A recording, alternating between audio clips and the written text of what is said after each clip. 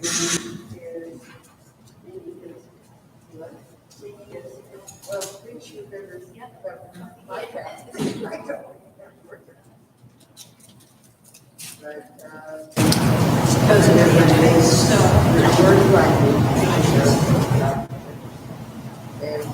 never years ago, she never tells a story straight. Yeah. It's sideways, upside down. Ruth, sorry, do you know how to turn on those lights?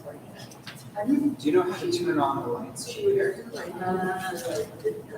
One of these, but she would never able to tell the story. I'll take a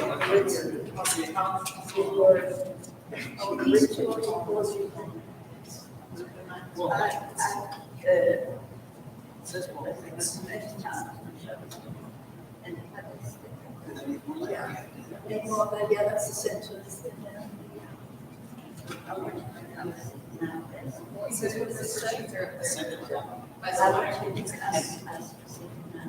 Oh, yeah, I think that's it. Yes, yeah.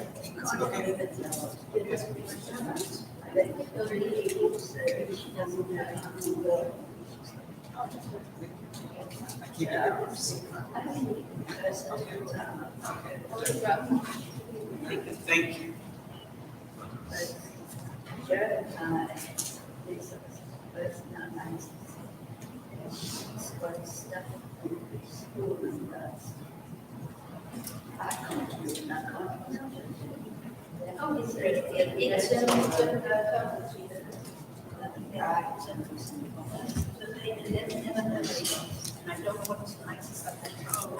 I know, and I use it in Israel, but I never use this name.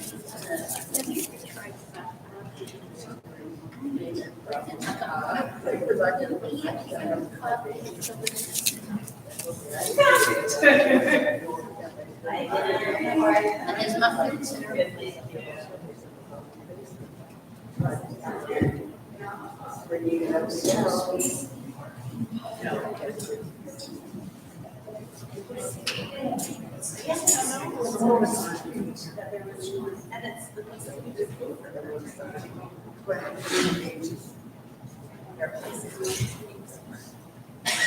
So I turned on the sticky. I went around twice. And I said, forget this. I took a chance. I know.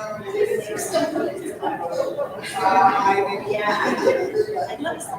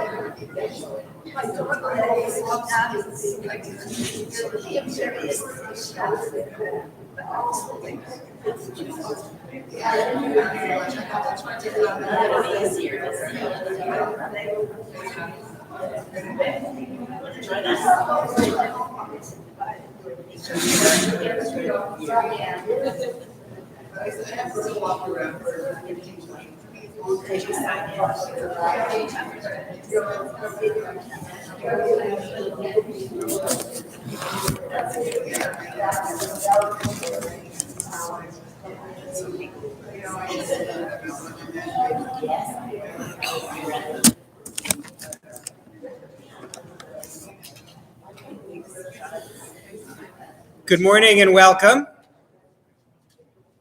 Thank you very much for coming to Midreshet Yom Rishon. I just want to point out there are source sheets over there by the refreshments. I'm putting that out for those online as well. Please take refreshments. We're going to start another couple of minutes. I know when I came in, the parking lot was full, and I'm assuming some people are going to drive in and then realize they have to turn around and get a spot on the street and all that. So I'm going to give them a couple of minutes. So take your time, take food, please take food. There are sign-in sheets on the tables there, as well as by the refreshments. And if you're already getting the emails for Midreshet Yom Rishon, you don't need to put in your email address. We already have it then.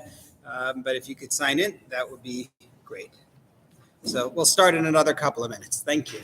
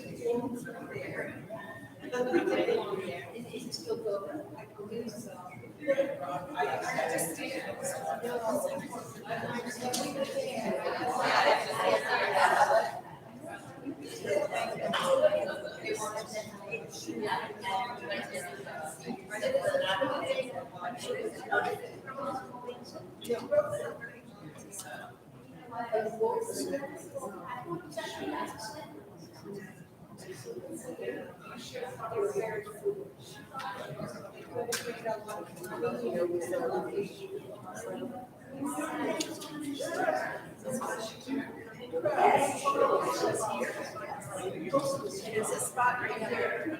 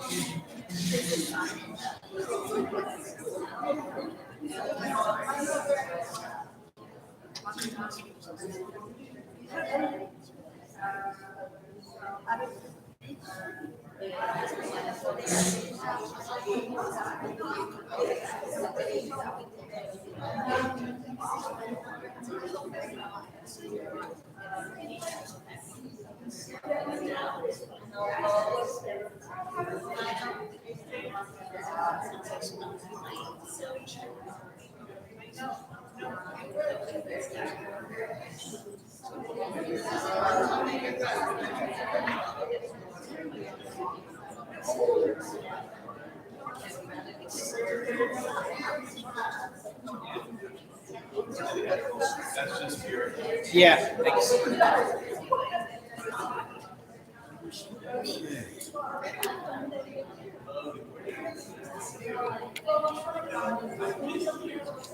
Okay, good morning, everyone. The good morning before was the prologue good morning. This is the actual good morning.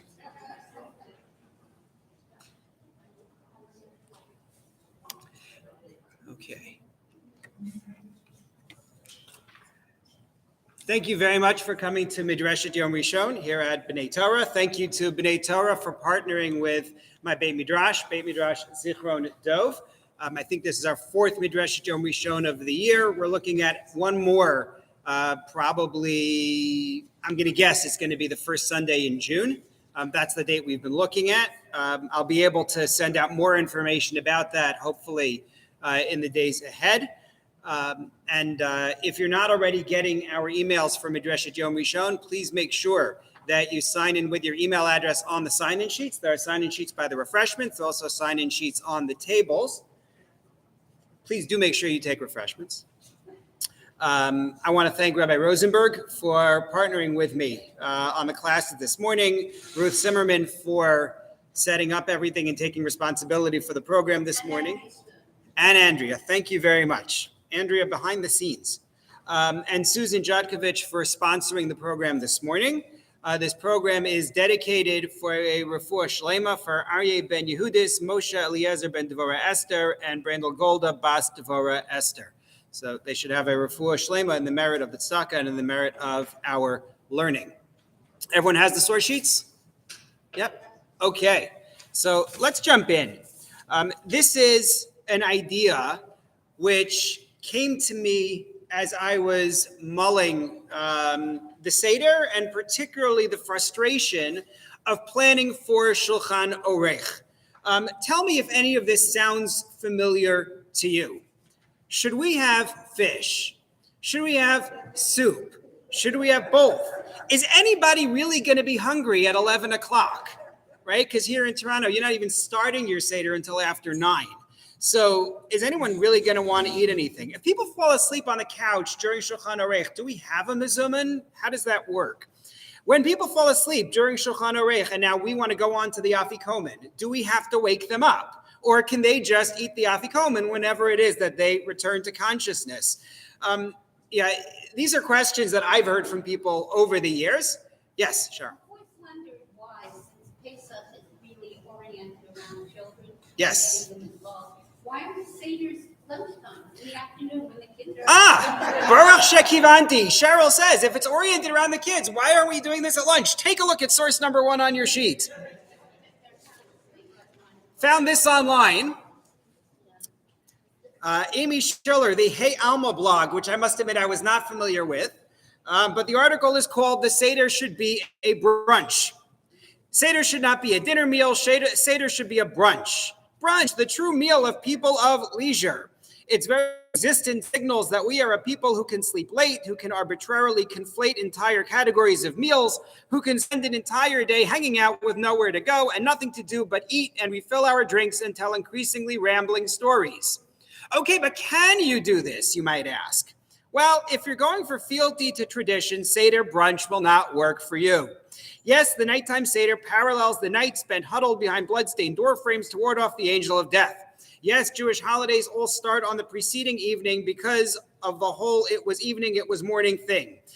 This is her summary of what the Gemara says. There's actually a little more to it, nonetheless. But as it is written in the Torah of Twitter, why not both? In other words, her suggestion is do the regular Seder at night and do something for the kids as a brunch during the day. That's her, I think, proposed solution to the problem. But this is, and your question is very much a part of it, this is a question that I ask myself. Are we doing Shulchan Orech right? Right? If people are sleeping and not eating, like what is the point of making a meal for the Seder altogether? And what do we do about the kids who, yes, are supposed to be up for the Seder? And we're going to talk about that more. So I came up with a thought, which then I developed, and I gave you 2 references in source number 2. The first article I read, the second article I did not, but it's probably relevant as well. The first one is Hebrew, the second one is English, on the issue of Shulchan Orech and how to understand its role and how we are supposed to be doing the Seder in general. And I came up with 3 models for Shulchan Orech. The first model is Shulchan Orech as it is. The second model is Shulchan Orech, which I want to make my family try for the first Seder this year, and I'm not sure I'm going to win. And then the third model is what I think of as sort of the ideal Shulchan Orech, okay? 3 models. The first model of Shulchan Orech that you see here on your sheet is the afterthought model. This is also known as the classic model of Shulchan Orech, in which we dwell over Magid at the Seder for an hour and a half, 2 hours, however long we go, and eventually we make our way around to the food, right? That's sort of the classic. The main part of the Seder is Sipur Yetzias Mitzrayim. Let's talk about getting out of Egypt, doing the Magid. And so we begin with Divrei Torah about people talking about getting out of Mitzrayim, right? The first part of Magid where we talk about how other people have talked about this. Then we tell the story of getting out. We ask our questions. The kids tell their Divrei Torah. We sing some songs. And eventually we get around to matzah and maror and korech, and then eventually we'll eat. And frankly, there's a logic behind the way that we do this. First of all, for a practical perspective, there's a fear that if we were to eat early on in the Seder, we would distract from the mitzvah of Sipur Yetzias Mitzrayim, of talking about leaving Egypt, right? It's hard. You're not supposed to talk with your mouth full, so you're going to eat and you're going to talk. It's going to be more like past this, past that, and maybe a Dvar Torah along the way. That's number 1. And number 2, lest you say, well, we'll eat and then we'll talk. People have a hard time retaining focus once their belly is full. And especially when you're starting the Seder after a very long day of preparation and you're only starting at 9 o'clock. People really going to get through the meal and then sit around and talk? Or are they then going to wander over to the couch and fall asleep? And then they will have gotten nothing, right? They didn't get the Magid, they didn't get the meal discussion, and they got nothing. Not only that, there's another practical reason for those of us who have the misfortune of being outside of Eretz Yisrael, which is the second night of Pesach. The second night of Pesach, if you think you're going to eat right away, your meal's not ready, right? Whether you are cooking or reheating, nothing's happening until after the first day is fully over, after nightfall. And therefore, there's just a practical logic to saying, let's have the discussion during Magid, and eventually we'll get around to Shulchan Aruch. There's also a pedagogic value to doing things this way, because the kids have their divrei Torah, right? They have their Torah thoughts that they want to tell, that they learned in advance. They have the songs that they learned how to sing. And also, if you race through Magid to get to the meal, the kids don't really understand what's going on, right? So you did a bunch of readings, and then they got to eat something. They're happy about the eating, maybe not the maror, but they're happy about other eating. And the Magid just, went right over their heads. If they have the good fortune to have an art scroll Youth Haggadah, which has very, very nice pictures. So they admired the pictures. They got that. There are bright colors. But for that, for kids' involvement, maybe it makes sense that you should have Magid first. Also, from a mitzvah perspective, you can make this argument, because Sipur Yetzias Mitzrayim, telling the story of getting out of Egypt, is a deoraisa. It is a biblical mitzvah. And it makes sense that we perform this biblical mitzvah as soon as we can at the start of the night. Rabbi Yitzchak Devir, in the article that I referred to in source number 2, points you to a comment of Rav Yoel Sirkis, the author of the Bach, which is a classic commentary to a work of law called the Torah. He's talking about why we eat karpas. And he says, you have source number 3 on the sheet. I'm reading out my English translation, but you can see the original Hebrew there as well.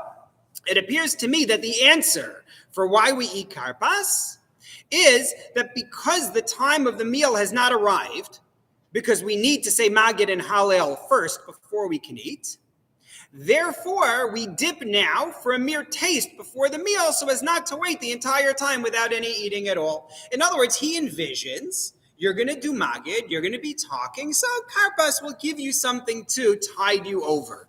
That's the position of the Bach for why you have karpas at all. Yeah, springtime vegetable, boryadama, that counts for all those are all nice things as well, but really it's a snack. That's the way that the Bach looks at it. But not only that, I brought you the Rambam in source number 4. The Rambam from his Sefer HaMitzvos, in which he describes the mitzvah of talking about leaving Egypt. Look at his language, and I bolded it in the Hebrew. The 157th commandment, for those keeping score at home, is that he commanded us to speak of the departure from Egypt on the night of the 15th of Nisan at the start of the night. By the way, completely parenthetical, but worth noticing, you could read the previous clause 2 different ways. He commanded us to speak of the departure from Egypt on the night of the 15th of Nisan, right? When do you talk about getting out of Egypt? The night of the 15th. Or he told us to talk about the departure from Egypt that happened on the night of the 15th of Nisan. That's a unit at the start of Pesach night. The practical difference in that is the Rambam does not have the song of Dayenu in his Haggadah. Dayenu existed in the Rambam's day. Others who were his contemporaries had it. The Rambam does not. My theory for why not is because Dayenu talks about what happens after we get out. The splitting of the sea, getting to Har Sinai, getting to Eretz Yisrael. And the Rambam's like, that's not my mitzvah. My mitzvah is to talk about getting out of Mitzrayim on the night of the 15th of Nisan. The other stuff, later. That's why we have the last days of Pesach. That's why we have Shavuos. But we're not doing that right now. But that's a side note. Main point is, the Rambam says you tell the story at the start of the night, betchilas halayla. And the text for this command is, as God said, you shall tell your child on that day. This means you shall tell your child, I might think from Rosh Chodesh. No, on that day. Because I would have thought Rosh Chodesh, because that's when Hashem tells Moshe and Aharon. So I would have thought maybe our Seder should be the 1st of Nisan. It should have been this past week on Wednesday night. No, that day. Well, if it's that day, I might think while it's still day. No, because the Torah says, Ba'avur zeh, because of this. What is this? When matzah and maror are sitting in front of you on the table, that's when you're going to do it. So therefore, I have to do the Magid when matzah and maror are still there. If I wait until I've already eaten matzah If I wait until I have already eaten maror, then it's too late for the mitzvah of Sipur Yetzias Mitzrayim. The mitzvah is when matzah and maror are sitting in front of me. So therefore, because of this idea that you see here in the Rambam, you make the argument that the right way to do the Seder is the classic way. We do the Magid. It takes however long it takes. Eventually we get to the meal. Some people are awake. Some people are asleep. Some people are kicking themselves for preparing a lot of food for the people who are asleep. And that's just the way it goes. This is the way we do it.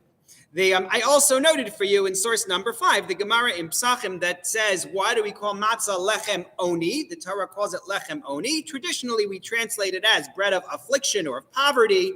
But the Gemara says, bread on which we answer or declare many things. So the matzah has to be there while I make this declaration.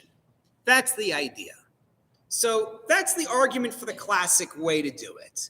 You want the matzah and maror out when you're telling the story. You want the kids to understand. You want people to be into it and not already feeling full from the meal. It makes sense, except it doesn't make sense.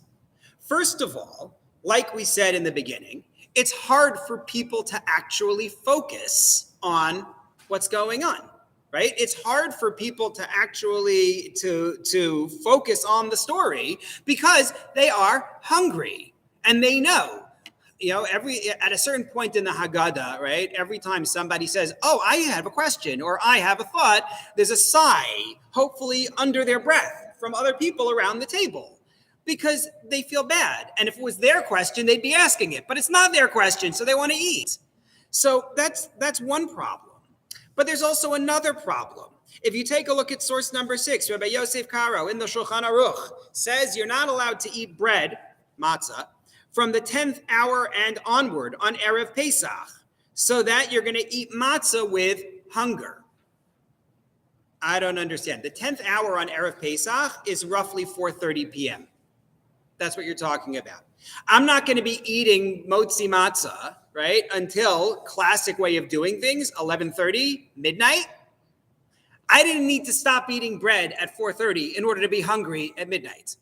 You could have let me eat a little bit longer. If they really envisioned a Seder that was going to start that late, that was going to hit the meal that late, they didn't need to stop me from eating matzah or whatever it is, not matzah, because we avoid eating matzah on Erev Pesach. That's really its own discussion. I shouldn't say matzah, but you know what I'm talking about, the mizonos that you are allowed to eat versus the mizonos that you're not allowed to eat, baked matzah meal product, whatever. I'm not going into the baked matzah meal products versus the roast. I'm going too far afield.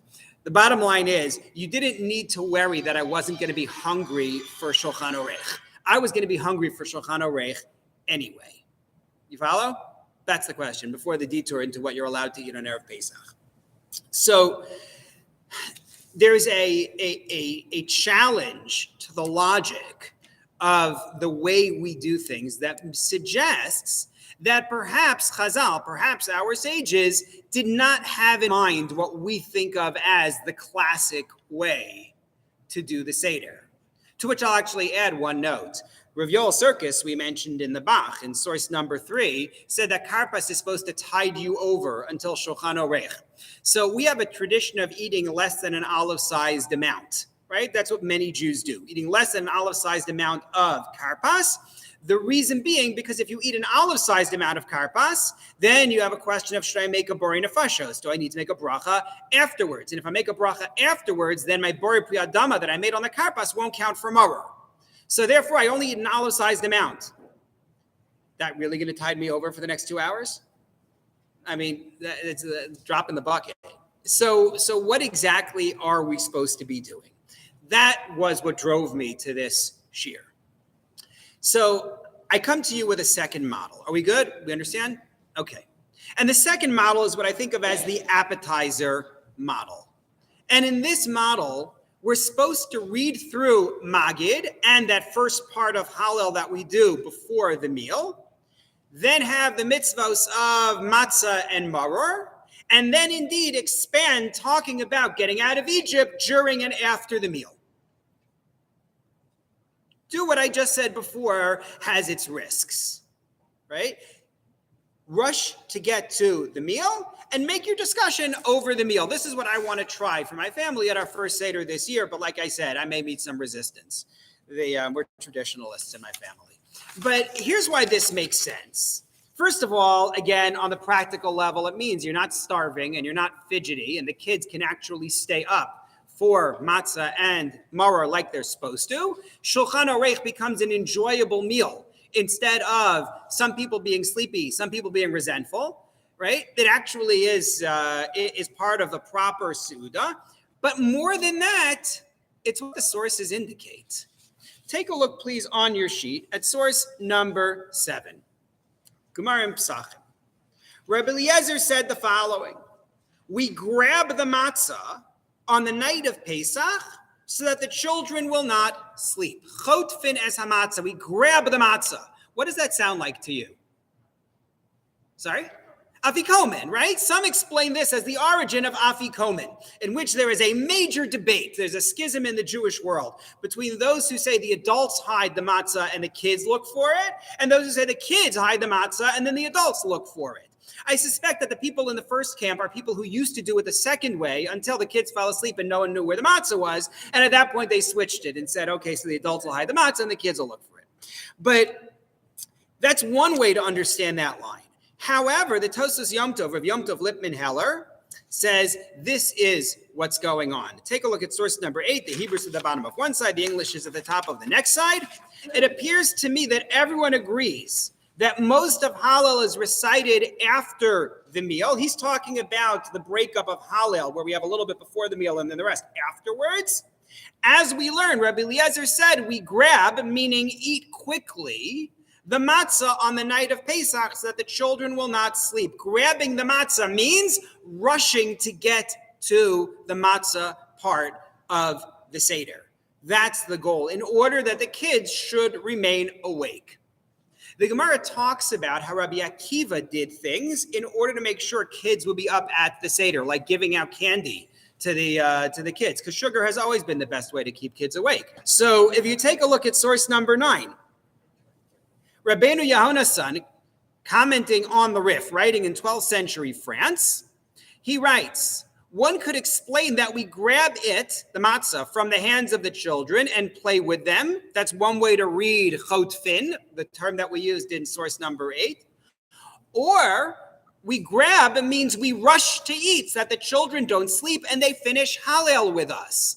The goal is for the kids to be awake even on the other side of Shulchan Aruch. Now, when we say kids, understand, we don't mean 3-year-olds. Like that's not happening, and those are kids who are too young to understand what's going on regardless. We're talking about the kids who actually could get something out of it, right? Kids who are 7, 8, 9 years old could, again, daylight savings time has made things harder, but still, they could get something out of it if they were awake for the singing that we do after the Seder meal. So what we want to do is hurry to get to that point. And so Rav Aaron of Narbonne, in source number 10, talks about the story of Rabbi Eliezer, where they're discussing the Seder all night long until the students come to them and say, hey, it's time for Shema. And he says, Masab Rabbi Eliezer, this definitely was after eating. They ate, and then they had this conversation that went on all night. Had it been before eating, he says, that wouldn't make sense, because we say, grab the matzah on the night of Pesach so that they will not sleep. So he says, you're supposed to be rushing. So that the Shulchan Aruch actually says, source number 11, one's table should be set while it is yet day, so as to eat when there is darkness. Even if one is in the study hall, he should rise, because there is a mitzvah of rushing and eating so that the children do not sleep. But one may not recite Kiddush until it is dark. We're not going to allow you to say Kiddush early, but we want you to hasten so that the children don't sleep. And then on to that, look at what you see in source number 12 regarding not sleeping. Rabbi Yisrael Meir Kagan, also known as the Chavetz Chaim, right, the Chavetz Chaim. So he also wrote the Mishnah Berurah on the Shulchan Aruch, and he also wrote the Shar HaTziyun footnotes that appear on the Mishnah Berurah. So in source number 12, I brought you 3 explanations for what rushing is about. He says, first of all, we're in source number 12, what he says in the Mishnah Berurah. Because there is a mitzvah of rushing and eating, meaning to rush to perform the Seder so that the children do not sleep, knowing it will not be long before the meal. They know we're getting to the meal. Don't worry about it. So first explanation of rushing is rush to start the Seder. Then he says, the source of this law is the Braita, which we read in source number 7, that we grab the matzah for the children, and as Rashi explains in one approach, we rush to eat. The meaning must be as we have written, meaning, as I added in brackets, to rush to start rather than to rush the Haggadah, because one cannot say it means to abbreviate the Haggadah for his eating the main thing. He says, I can't believe, in the first approach, he says, I can't believe that it means to rush the Haggadah, because you want the Haggadah, you want the discussion. So his first approach is to say it's rush to get started. But then he brings you another view. In the work Yavin Shmu'ah, Rashbatz, Rav Shimon ben Tzemach Duran, wrote this: we rush to feed them so that they do not sleep, and is referring to the children. This is a better explanation. So his second approach is, don't rush your Seder, but make sure you give the kids some food. Don't starve the kids until Shulchan Orech. And then he has the third approach, and this is the one that I wanted to focus on. One could also say the Mechaber, the author of the Shulchan Aruch, means that one should rush and reach Motzi Matzah, so that the children ask why we eat matzah, and specifically when they are reclining, and why we eat maror, and about dipping in charoses. We want them to ask the questions while we're doing the things they're asking about. So let them see us lean and ask about leaning. Let them see us eat maror and let them ask, why are you eating that if it makes you grimace? That's what we want. And even though they enacted Manishtana in the order of the Haggadah at the beginning, he says that means nothing. For the essential question and shock of the child is when the child sees it happen with his eyes. The Manishtana in the beginning is all well and good to make sure the children ask the questions. But the questions don't mean anything until you've actually seen someone do something, right? I'm asking why we dip twice, but I haven't actually seen that happen.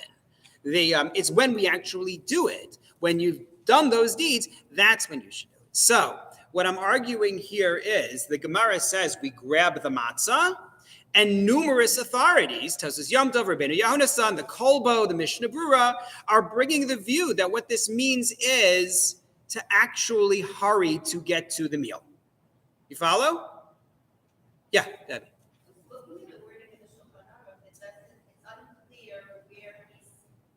Correct. Right. You could, I mean, the truth is when I read it, I feel like the fact that he says the rush to hurry and eat so that the kids don't sleep, I feel like that does tell me where he wants to do it, right? When he says, Lamar v'lechol, b'shvel hatinoko shelo yeshnu, but that's why the Mishnah Berurah has 3 different explanations, because you could legitimately read into that. For example, feed the kids early.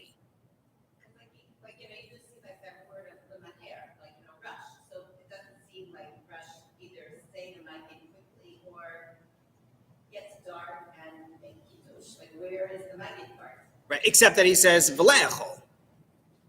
He says lamaher v'le'echol, to rush and to eat. So rush and get to the meal. Right. Like, rush come in from making rush or wherever, come in and get down to eating. But the magid is there. He's not right. He's not suggesting he's skipping the magid. I'm fairly sure.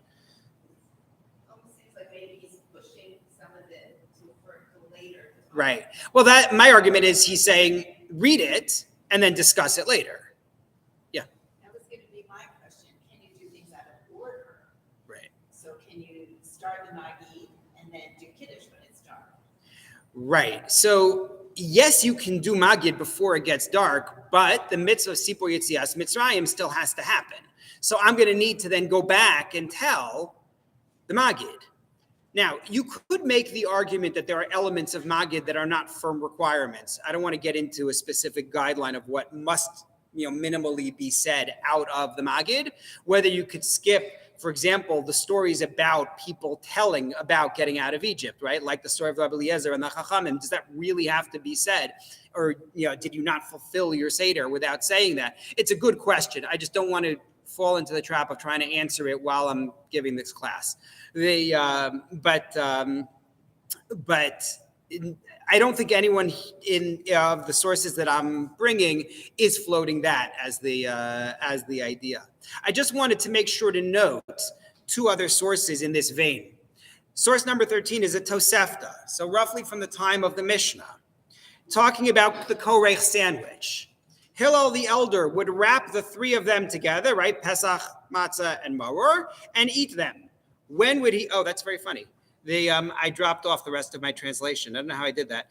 I will do the translation, but you can see the Hebrew. When would he eat them? When it got dark. If one did not eat them when it got dark, one could eat them all night. So the implication is he wants it earlier rather than later. If you didn't eat it earlier, you have all night to do so. Sorry about that on the translation. Not sure what happened. But the last source is, to me, the most compelling. Source number 14, Rav Yaakov Kanievsky, also known as the Stipler. Those familiar with Rav Chaim Kanievsky, his very, very illustrious father, a very serious posek. So this is from the book Orchos Rabbeinu, which describes the practices, among other things, of the Stipler.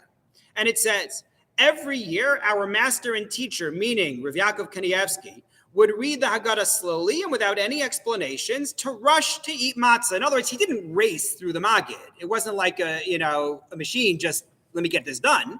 He said it benachas, as it says in the Hebrew. He said it slowly, but without any explanations, so that they could get to the matzah. During the meal, they would say divrei Torah and explanations about the Exodus from Egypt. One year, our master and teacher said why he rushes in saying the Haggadah. Because some explain grab the matzah on the night of Pesach to mean to rush saying the Haggadah in order to rush to eat the matzah.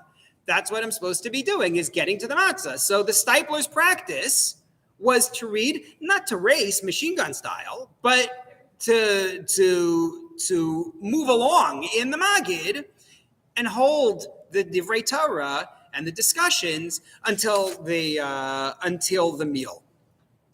This also solves two halachic problems along the way that I just mentioned tangentially. Rav Yitzchak Zilberstein, in his Chashukei Chemed, believes that it is a good idea to do the Maggid in a relatively quick period of time, within 72 minutes. There's a halachic discussion regarding the brachos that we make on the first cup of wine and the second cup of wine.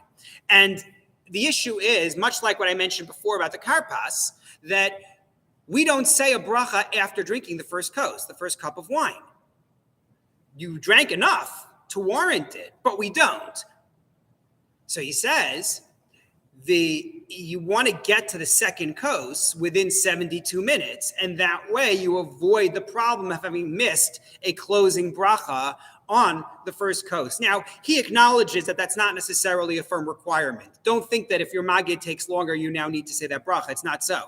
But he notes that there are those who recommend making sure to get there within 72 minutes, and the way to do that is simply to move through the Haggadah so that you reach Motzi Matzah on time. And also, as I noted before, this helps with the karpas because your Bari Priyadama on the karpas is supposed to count for the Bari Priyadama on the maror. But if you wait too long in between, does that really count? So again, the answer is yes. Don't make a new Bari Priyadama on your maror. But it's better if you've done it within 72 minutes. So that's my second approach, in which we say that your meal is, so to speak, an appetizer. It's not really appetizer, but I needed something that started with the letter A to go with apex and afterthought. So I called it appetizer. And the idea is that your meal becomes the place where you have your real discussions. You don't race through the Maggid. You still want the kids to understand what's going on, right? You still want them to be into it, to sing the songs that they want to sing. You don't want to disgrace what you're doing with the Maggid. On the other hand, you want to get to the meal when people are still awake and they can do a proper discussion at that point. Now, it isn't perfect. On the second night, your meal won't have a chance to heat up. So we're not going to try it on the second night. We'll try it on the first night. But you follow what I'm suggesting here. Clear? Yes. You go to the Torah during the meal. The women are in the kitchen, so Ooh, this is a good point. What happens if you actually do that? You do exactly what I'm suggesting here, and someone ends up in the kitchen taking care of the meal as a result. So I agree with you, and I think that they have to work really hard to make sure that that does not happen. In other words, everybody chips in to get the food where it needs to go, whether you do buffet or put it on the table or whatever it is, so that everybody is able to participate. You should not have a situation in which anyone is missing out on the Seder because they're taking care of the food for everybody else. That's no good. So I agree. That has to be the part of the planning. It has to be part of the planning in advance. Plan a meal which will allow for that. You don't want a meal that requires a lot of pashking in the kitchen and then you're stuck and now what? So you need to plan it that way, and everybody has to buy in. Everybody has to be on board for this to work. And then there's a third model, and the third model is just going to be brief, but it's, so to speak, the redemption of the way that we normally do the Seder. It's the classic model redeemed, and here's what it is: take your time with the Magid, but not because you're ignoring the meal. Rather, because you're building up the holiness and the meaning of the experience so that the meal becomes an experience of Kedusha, not an opportunity to sleep, but rather that's the height of your celebration. I brought you in source number 16 a very fast digest, which I'm not going to read aloud. Rav Kook has an analysis of each step of the Seder. There's a Haggadah made out of his teachings called Haggadas Olas Re'iyah. It's probably translated somewhere, although I'm not familiar. But you can get his Haggadah on HebrewBooks.org. It's available. And he shows that each stage in the Haggadah adds something, helps purify us, helps elevate us, helps us gain an understanding of what freedom is about. And if you just notice the development of it, there's no time to go through it step by step, but after Korech, he talks about, this is my summary. We have unified slavery and liberation. We can now eat in sanctity. At Shulchan Orech, we have achieved. We have gained certain lessons and ideas. Now we are at a height, and now we can truly celebrate with the meal. It's supposed to be our height. The meal is not afterthought. The meal is supposed to be, once you've achieved this great level, now you're ready for a Pesach meal. That's what's supposed to happen. And I support this with a Gemara in source number 17. In the times of the Beis HaMikdash, we bring 2 karbanos for Pesach, not 1. Yes, we have the Karban Pesach, but we also have what's called the Karban Chagiga. The Karban Chagiga is a karban that is freestyle. I brought you in the Rambam. It can be cattle or sheep, an older or younger animal, male animal, female animal, doesn't make a difference. The point of the Karban Chagiga is to fill you up so that when you eat the Karban Pesach, you're eating it at satiation, al hasova. That's what I brought you in number 17. The Karban Chagiga that comes with the Pesach is eaten first so that the Pesach will be eaten at satiation. So you have a meal before the Karban Pesach. That's why we do the Afikomen at the end, right? The Afikomen at the end represents that bit of Karban Pesach that you're eating when you are full. But that means that my meal is the Karban Chagiga. My meal is not just, we need to put something on the table for everybody because they're sitting there for a long time. My meal is a karban. It's an apex. It's a height for what's happening that night. It's not an afterthought. It's not just a means of tiding people over so that they'll be able to discuss. The meal itself is supposed to be eaten b'kedusha. You follow? So that's where I would love to see a Seder go. Take your time in the Magid, enjoy the meal, b'kedusha, with holiness, knowing that you're benefiting from a karban. That's where I would like a Seder meal to go. 3 different models. Hopefully one of them works for you. Maybe more than one works. Maybe you can experiment. But that's my thought as we go into Pesach. Thank you very, very much. And Rabbi Rosenberg is going to be starting in 5 minutes. So please refresh your refreshments. Sign in if you didn't sign in. There are sign-in sheets there, and there are sign-in sheets on the 2 tables there. Those online, get yourself a snack. And 10:45, Rabbi Rosenberg will begin. Thank you.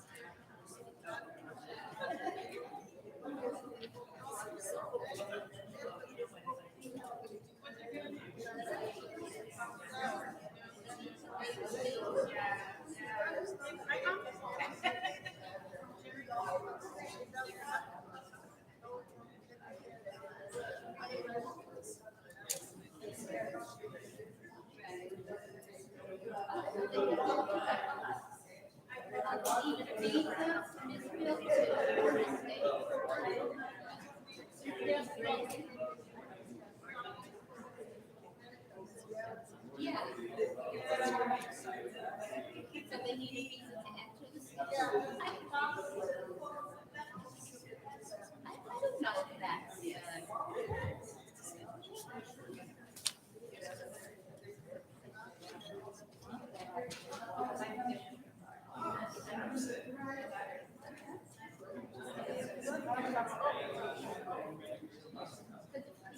He's coming with the Canadian side. And they're standing over the right? The source sheets for my class are right next to the muffins. Where they were. The muffins are now gone. Thank you. Apparently, I told myself I don't want to make sales. The pain happens when I'm in class. And also, I'm trying to say, don't move around, especially usually do this in the mornings. Because of my stationary Shabbos, Sundays are. I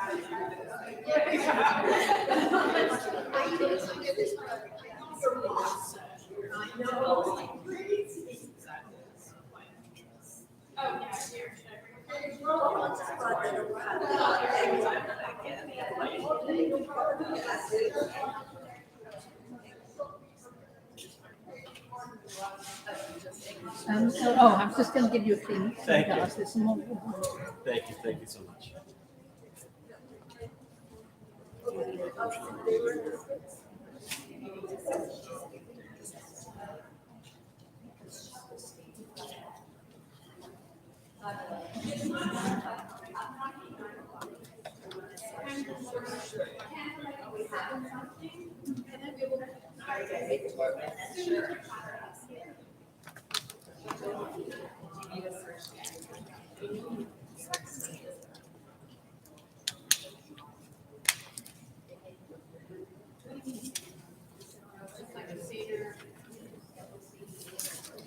I have a second source sheet, which is really an article that we're going to take a look at as well. So I'll just put you on each table here.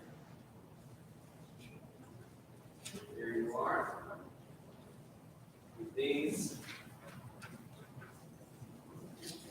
Here's a second source sheet.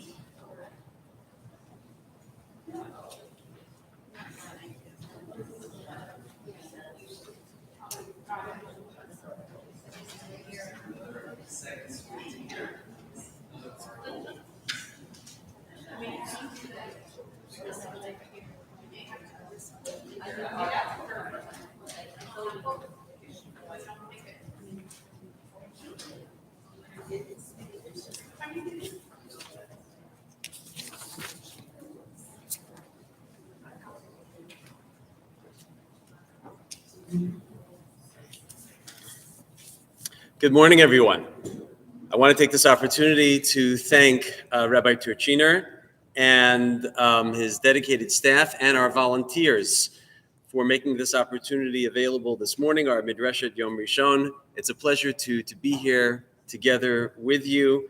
And I have to say that I always learn and I always look to learn something new, certainly from Rabbi Turchiner, I was very appreciative that you were able to give us the three models this morning of Shulchan Aruch. And I always say that, and since our class this morning is really about asking good questions.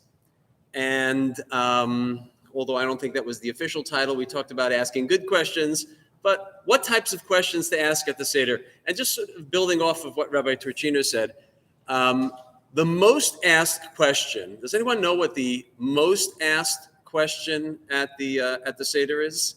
The most frequently asked question? That's right. On what page is Shulchan Aruch? So I think that sort of in a way summarizes that Shulchan Aruch really is the apex of the Seder. We all do look forward to it. I know I certainly do, to my wife's cooking. And it is an opportunity where we can actually sit sometimes and ask some questions. I did a little sort of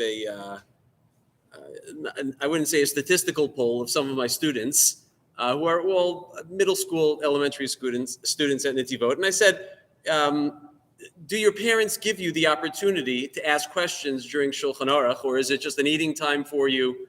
And when do you ask your questions? So it ran the gamut to, I don't really remember what I did last year, to my father tells us that the Seder is over whenever we finish asking our last question. So we take our time at Kadesh, Urchatz, Karpas, Yachatz, and then with a roll of eyes, he tells me, he says, and you know I have 10 first cousins who are sitting together at my table with me, and they're all doing the same thing. So to answer your question, Rabbi Rosenberg, the answer is 2:30 a.m. That's when the questions stop, 2:30 a.m. So we all have a different model for asking questions at the Seder. I wanted to take just a couple moments, if you will, if we could all read together this article, which is entitled "The Practical Approach for Increasing Students in Class Questions." Take a moment, I would say just a couple moments to scan through the article. There is an addendum to this article, which I did not print out, and that's the actual list of questions. But I want you to look at this for a moment from a quote-unquote secular perspective on the importance of the proper structure of a question in a classroom setting. As I like to often say, that the Seder really is a classroom in your own home. The Seder is not a su'udah, but the Seder has a su'udah. It is meant to be a question and answer format program within your own home. So let's just take a moment or two to read through the article, and I'm sure you'll want to take more time later on as well.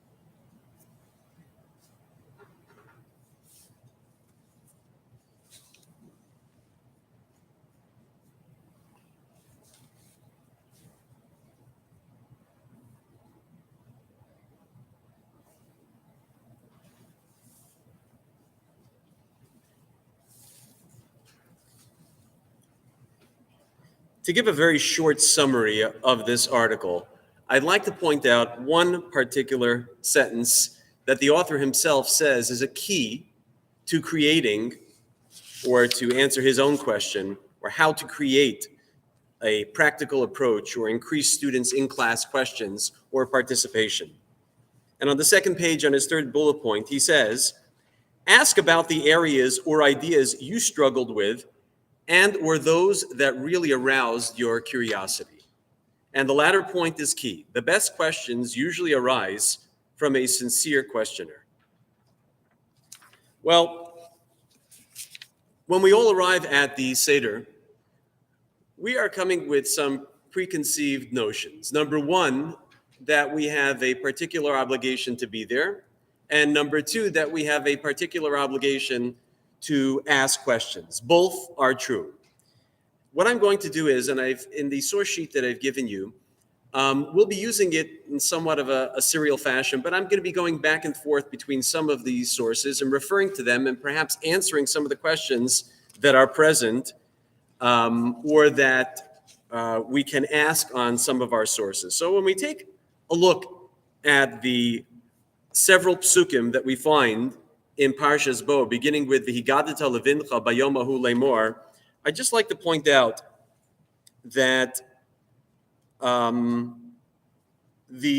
let's go back, take two steps backwards for a moment.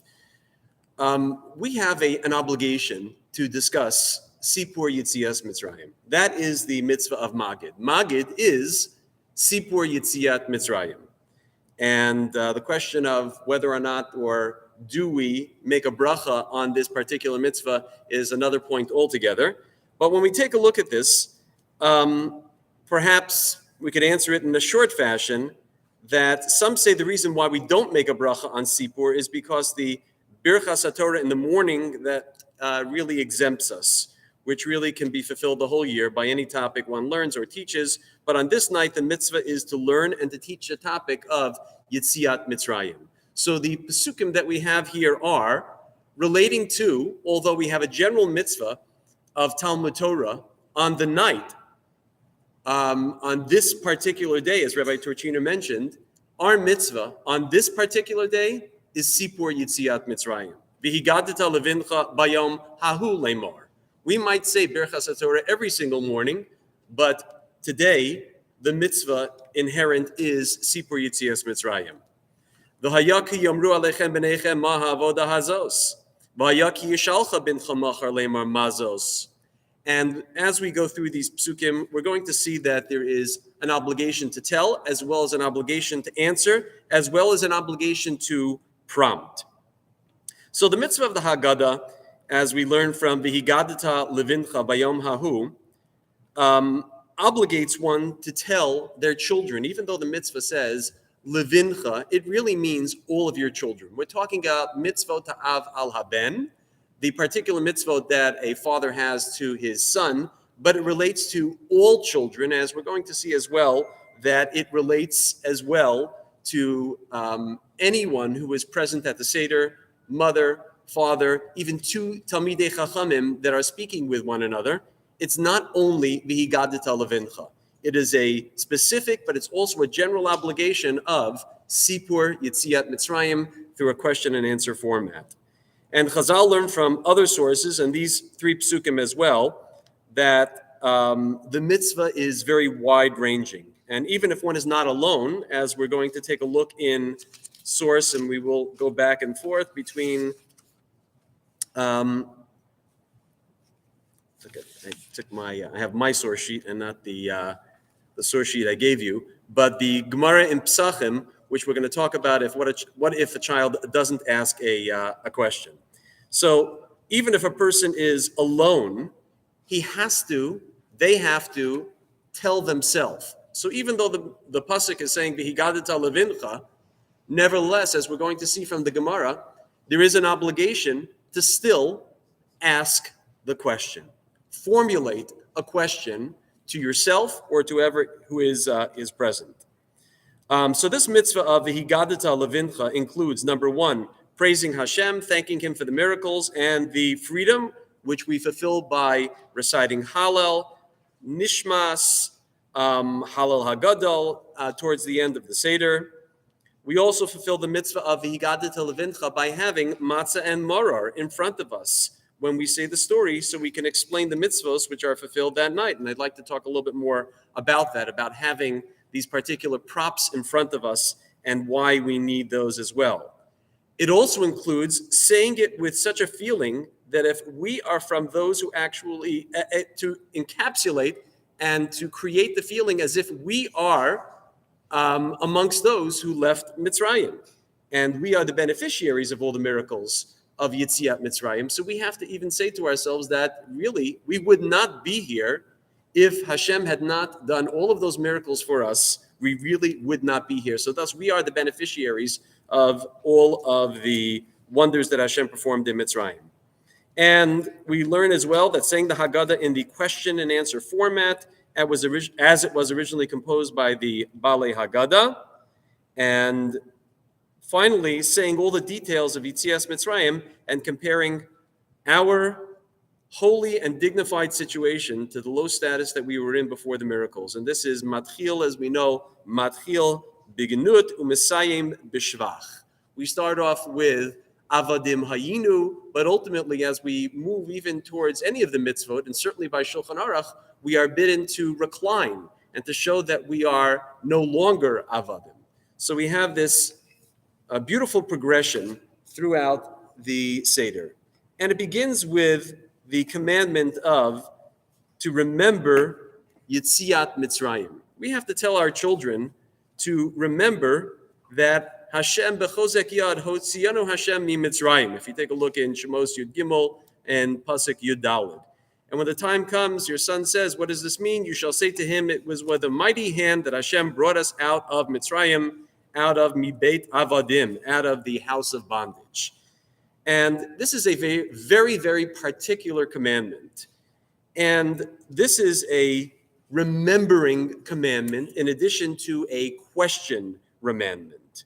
We're supposed to remember Yetziat Mitzrayim each and every day.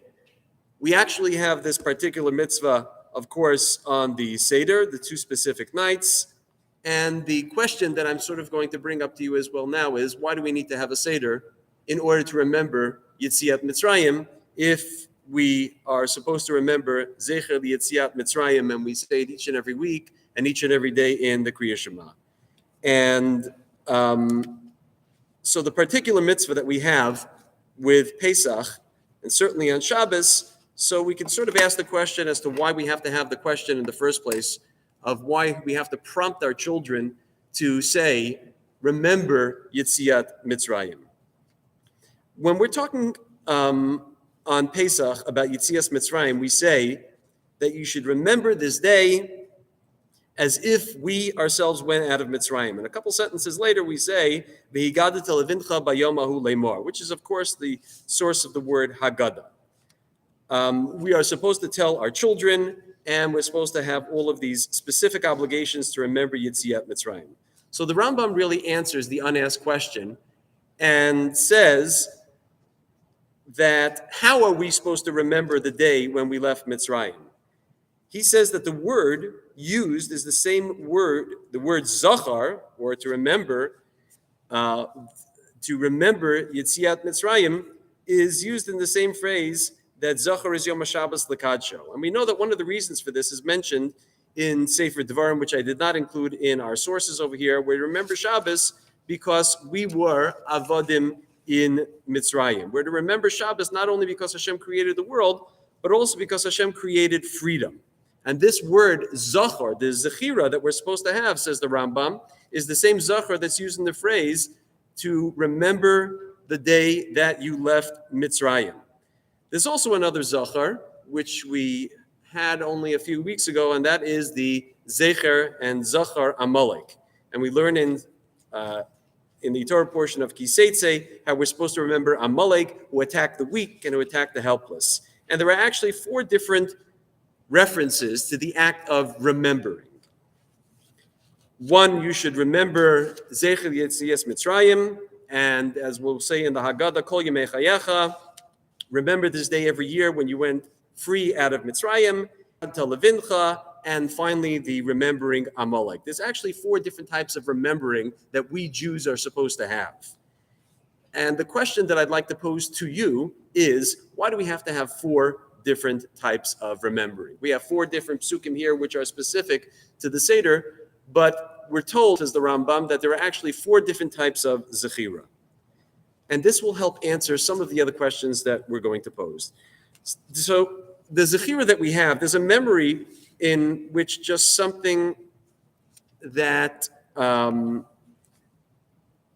there is a memory which is just something that you mention. You mention it and you think about it, but it sort of doesn't really affect your life. Many of the psukim that we're going to read throughout the Haggadah, and as Rabbi Torchiner mentioned, sometimes we're looking to push as much as we can through the psukim, and we say, okay, here's the pasuk, we're supposed to remember it, let's get on, and let's move on to the next pasuk.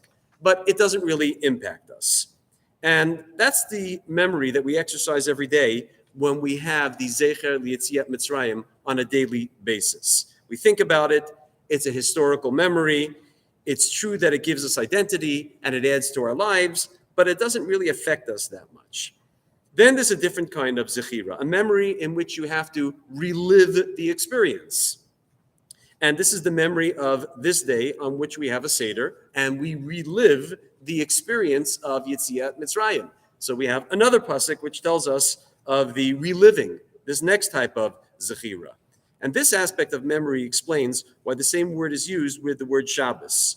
Shabbos, Zachar, every Shabbos we relive Hashem's creation, so to speak. For 6 days we're active and creative. On the 7th day we become the person who is the appreciator. Just like Hashem rested on the 7th day, so too we rest. And we reenact the resting of Hashem. And we experience, so to speak, what Hashem experienced when he created the world. We're no longer involved in the creative aspect, the rushing and all of the work aspect. We are the person now who is supposed to appreciate what Hashem has given us. We appreciate our family, we appreciate what we have created and what it has taken to get us to this moment. We have become a person who can meditate and carefully think. And hopefully we all take that moment during the Seder to appreciate. On Friday nights, we often say, Eshet Chayil. We look around and we say, all of the preparations that we've done have had a background to them. And we really need to appreciate all of those who helped bring us to this moment. So all of that has to take place at the Seder as well. There has to be a zechira in which we appreciate everything that came before us in order for us to be here at this moment. There's also another type of memory, which is a little bit more of an active form of remembering. And this is going to answer a question which I'm going to pose to you right now about the Manashtana. The Manashtana is the question that I'm going to ask you about the Manashtana, which is our next source, is the Manashtana a question or is the Manashtana a declaration? You don't have it as a source, but I'm going to quote to you from Rav Soloveitchik's Haggadah, in which he says, Manashtana can be understood as a single affirmative statement. How different is this night from all other nights? Similar to the phrase that Yaakov used when he saw the Malachim going up and down the ladder, and he says, Manora hamakom hazeh. So, Manashtana halayla hazeh, Manora hamakom hazeh.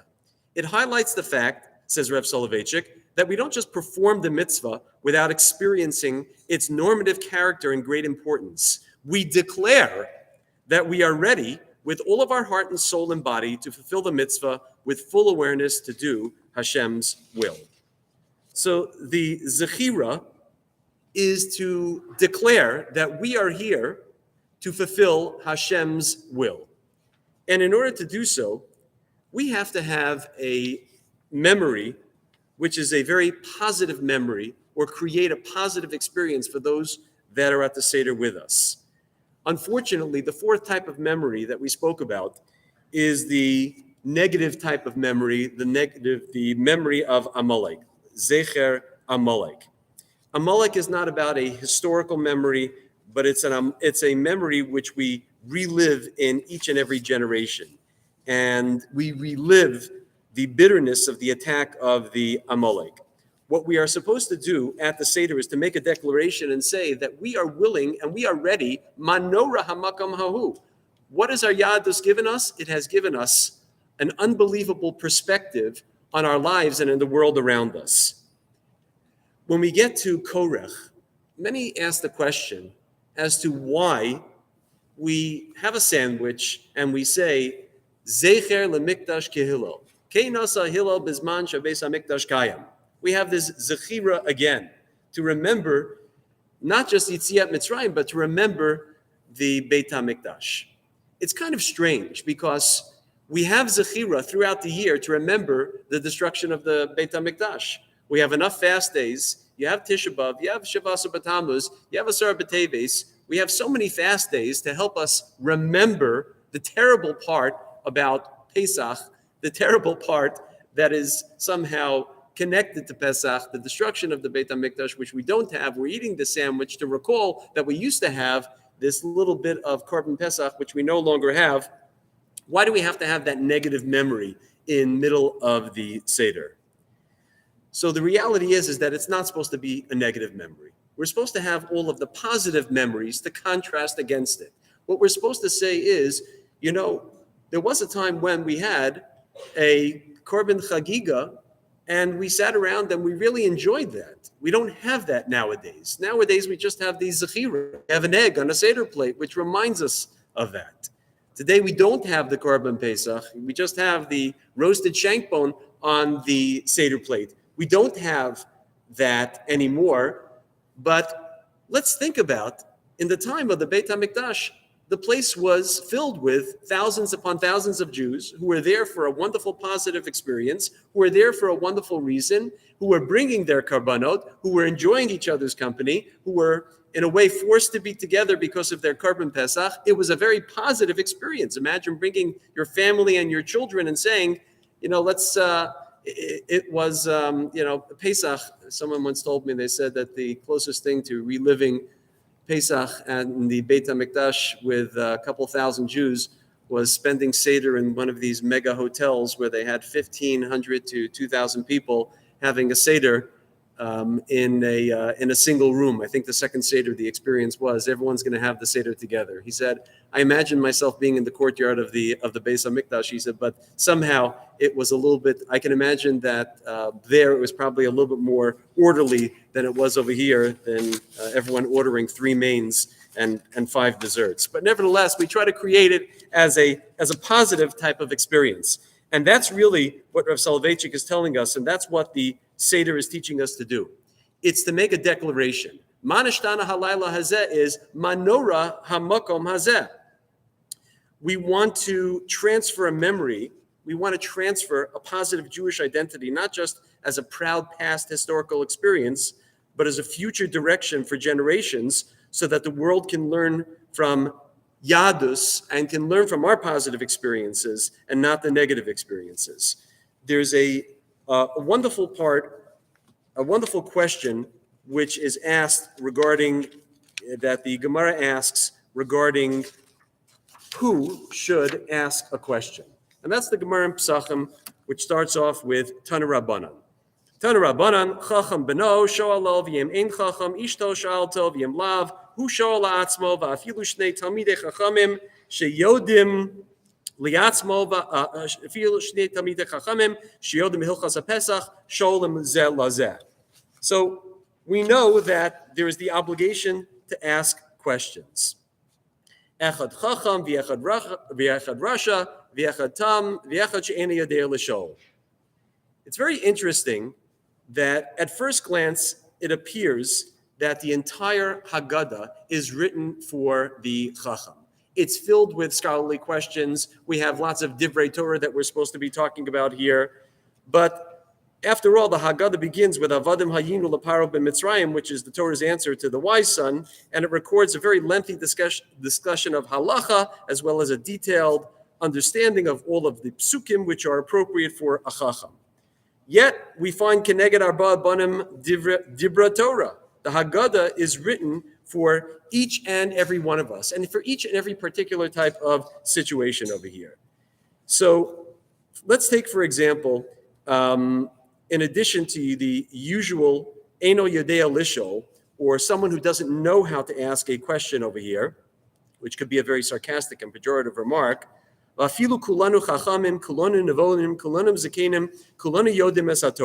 Gemara in Pesachim says that if you have two Talmidei Chachamim that are sitting together, they still have to ask the questions.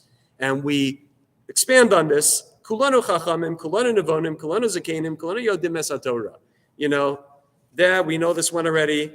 You said that vort last year. Uncle Ira asks the same question every year. Another Haggadah, you bought two and you didn't even use the second one last year. So we already know all the questions that are meant to be asked over here. And sometimes those who are at the Seder don't listen, they don't ask because they know it already, and even if they don't, there is no one from whom they could learn anything anyhow. Yet the Haggadah challenges perhaps our arrogance and says, you're a Chacham, you're a Navan, you're a Navon, you're a Zakein. No matter how smart or wise or experienced you think you are, mitzvah aleinu l'saper b'yitzias Mitzrayim. There is still much more for you to learn and plenty of people from whom you can learn. And you need to learn how to ask the right questions in order to learn. Chazal were very much opposed to this attitude of arrogance. And there is a very famous insight into a famous Mishnah from Pirkei Avos, which I did not include in our sources. And this is Reb Chaim Volozhiner's insight. And he talks about how Reb Chananya ben Tradion Omer, Shnayim Shioshvim Ve'im Benehem Divrei Torah, Harizeh Moshav Leitzim, Shenamar, Uv Moshav Leitzim Lo Yashav, Aval Shnayim Shioshvim Ve'yesh Benehem Divrei Torah, Shechina Benehem, Shenamar, Az Nibru Yirei Hashem, Yisha Reyehu, V'yakshev Hashem, V'yishma, V'yikasef Sefer Zikaron Lefanav, L'yirei Hashem L'choshvei Shemo. He observes in the Mishnah in Pirkei Avos that the Mishnah is not dealing with Moshav Leitzim, in which two scholars are really sitting around, or two Talmidei Chachamim are just sitting around and having some type of conversation that is not focused in Sipur Yitzias Mitzrayim. These Talmidei Chachamim, as we find in one of the stories in the Haggadah itself, are sitting and learning Torah. They're doing all sorts of Divrei Torah. They're learning, but the problem is that they're just not learning with each other. Ein beinehem divrei Torah. And sometimes we find this division when we come to the Seder. We have many guests that are in front of us, some of them who are not used to being together, some of them who are used to being together, some of them who can actually be in the same school, in the same yeshiva, but don't learn with the same chavruta. Or we have people from one segment of the community, one attends this shul, one attends that shul, one sits at this end of the table with his Gemara, the other one sits at the other end of the table with their Gemara, and they're not really learning from each other because there's nothing that they feel that they can learn from each other. Each one knows more, each one understands better, each one's religious philosophy and behavior is better and more correct. They don't know how to ask each other questions. And that is the Moshav Leitzim which Reb Chanina ben Tradion is talking about. And in prescribing the format for questions and answers at the Seder, the Gemara tells us this very statement. If at the Seder, only one person needs to ask a question in order to begin the discussion of Yitzias Mitzrayim, why does the Gemara say, Sho'olim zeh lazeh, that we have to ask each other? A question posed by only one Talmid Chacham to the other really should have been enough. But the Gemara is teaching a very important lesson to those Chachamim who are really Eino Yodea Lisho. It's teaching us, it's to those who say, why do we have to have another Haggadah? And why do we have to ask more questions? Why do we even have to have a second Seder? We really know it all, and we've done it all in the first Seder over here. And the Gemara is teaching us how to learn how to ask questions because there is so much that you can learn from other people. This is inherent in each and every one of the Sukkim and in the sources that I've given you. And the Gemara emphasizes that the role of the Seder leader is to be the instigator of questions. And the Gemara in Pesachim on Daf Kuf Tes Vav, Lama Okrin es HaShulchan, Amar Rabbi Yanai. So the school Rabbi Yanai says that the children will notice that something is unusual and they will ask, why is this night different than all the other nights? The Gemara says, Abayi was sitting before Rava when he was still a child. He saw that they were removing the table from before him. And he said to those removing it, we haven't eaten yet. Why are you taking the table away from us? And Rava said to him, you have exempted us from reciting the questions of why is this night different? Manishtana, as you've already asked, what's so special about the Seder night? sort of as Rabbi Torchiner mentioned, that all of the various things that we do, chotfin, is in order to instigate the questions to the children. And that is the role of the person leading the Seder. They are supposed to prompt the correct questions if those at the Seder don't have questions to ask. And the Rambam talks more about the various ways to arouse the participants' curiosity. In Mishnah Torah, he says, "V'tzarach la'asos shinui b'layla hazeh k'dei sheyiru habanim v'yishalu v'yomru manishtana halayla hazeh." It's necessary to make changes on this night so that the children will see and ask and say, what makes this night different from all the other nights? So if a person is not that well versed in how to ask questions at the Seder, we have a particular obligation on Shabbos Haggadah to begin reading through the Haggadah. And the Ramah in Siman 430 writes that it's the custom after Mincha and Shabbos Haggadah to start reading a portion of the Haggadah from Avadim Hayinu to Lechaper al Kol Avonosenu. And in his Darchei Moshe, he identifies the source as the custom from the Sefer HaMinhagim, and he explains that that it started with the children so that they could do the mitzvah better on Pesach. So the whole mitzvah of reading the Haggadah on Shabbos Haggadah was that the children should be better prepared to perform the mitzvah. But it became the obligation of the adults and a custom amongst shuls for the adults to read the Haggadah on Shabbos Haggadah so that we should be better prepared and know what questions to instigate and to ask the children. And finally, as we're coming to a conclusion here, why are questions so important at the Pesach Seder? I want to quote to you from the YU Pesach Haggadah, which was originally printed in 2014. And this was a note. I did not include this as well, but it's a note by then President Richard Joel. Quote, amongst the most important and unique aspects of Jewish identity is that we are a people mandated to ask. Informed by the Pesach Seder, we are keenly aware that the mark of true freedom is the acceptance of responsibility and willingness to ask questions. Questioning is an essential tool to help us clarify our values. At the end of the day, though, those values must endure.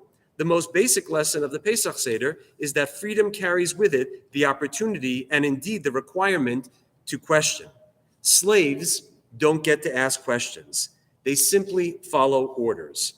As free individuals, not only are we permitted to ask questions, but indeed we are mandated to do so.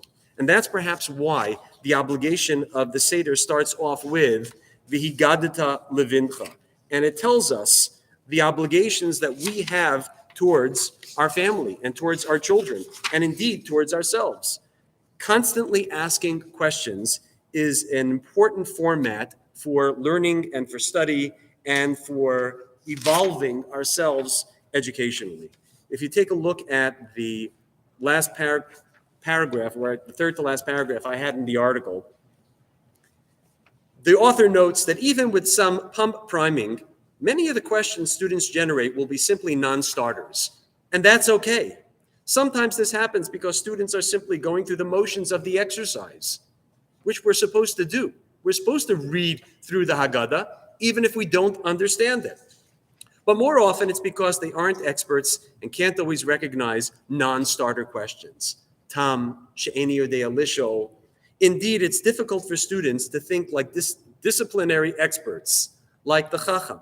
And it's tempting for us to jump in and speed the process along. Sorry, Rabbi Torchiner, I didn't mean to contradict, but sometimes there are times to slow down. And as the author says, I found that if I can be patient and remain quiet, students will self-identify dead-end questions more quickly than I expect. And in other words, they'll come up with and they'll develop themselves into better questioners. The point of our Seder is to focus, to ask, to question, and ultimately to learn from the types of questions themselves, even if we don't always have the correct and appropriate answers. As my father always tells me, he says, I won't always have all the answers to your questions, but I appreciate the fact that you come up with new and interesting questions every day. My mother, and sending us to school each and every day, would always tell us, some parents have a different type of send off to their children, and they say, have a great day, be good, have a, be a good student, or whatever you said to your children. My mother always used to tell me, go to school, she would say, ask some good questions today. And then at the end of the day, it was always an opportunity to say, okay, what good question? Tell me one good question that you asked today. Because we know by this formatting questions, even if we don't have the right answers for them, it puts us in a good position to be able to learn more from those around us and from ourselves as well. Thank you very much.